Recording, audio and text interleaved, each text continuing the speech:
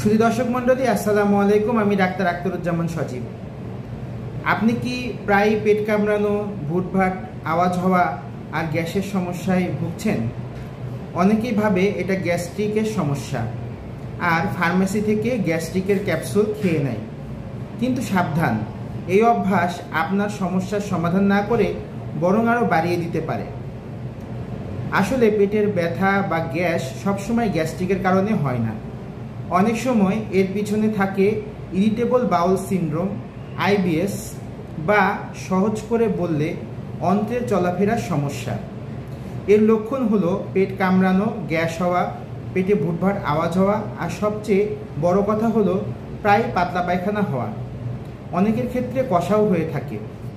এখন যদি আপনি বারবার গ্যাস্ট্রিকের ক্যাপসুল খান, তাহলে সেটা আপনার ডায়রিয়া আরও বাড়িয়ে দিতে পারে। কোন ক্ষেত্রে গ্যাস্ট্রিকের ক্যাপসুল খাওয়া ঠিক নয়?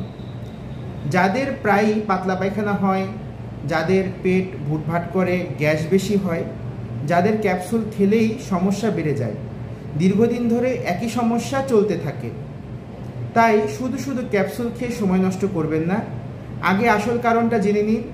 পেটের সমস্যা মানেই গ্যাস্ট্রিকের সমস্যা নয়, এর পিছে অন্য রোগও থাকতে পারে। আপনার বা আপনার পরিবারের কারো যদি এই ধরনের সমস্যা থাকে, তাহলে সরাসরি আমাকে দেখাতে পারেন, কিংবা বাড়িতে বসেই ডকটাইম অ্যাপ দিয়ে অনলাইনে আমাকে দেখাতে পারেন। ইনশাল্লাহ আমি সমস্যার মূল কারণ খুঁজে বের করার চেষ্টা করব এবং সেটি চিকিৎসা দিতে পারবো ইনশাল্লাহ। আপনি চেম্বারেও আমার সাথে দেখা করতে পারেন। সবাইকে ধন্যবাদ।